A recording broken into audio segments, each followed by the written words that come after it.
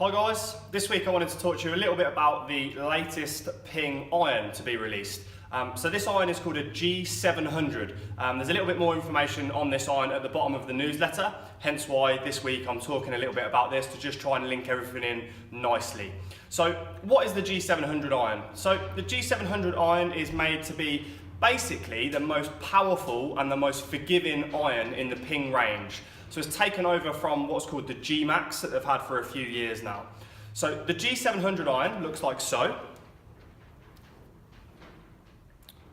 So the iron it's quite a nice looking iron, it's a very nice shaped iron, just because it's a hollow club head, that's why it's going to be a little bit bigger, a little bit larger than some of the other models that they make. So if you're after complete forgiveness and complete distance, it's something you're definitely going to want to have a little look at. So I'm just going to show you my testing.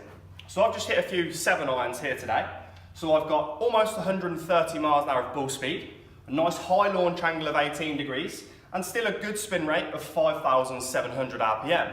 So that's meaning the ball is going to go very, very, very high. So again, if you're someone that struggles with a little bit of height on their irons, the G700 is definitely a golf club to try. So in terms of the distance I was achieving, I was getting 188 yards of carry. So that's 15 yards further than what I would expect from my normal gamer 7 iron.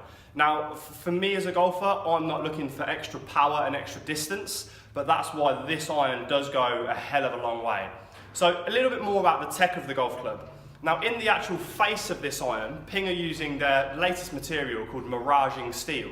Now it's the same material as they're using in the face of their new G400 fairway woods. So if you imagine that face is in a fairway wood to give lots and lots of power, imagine what it does in an iron, hence why the ball will go such a long distance.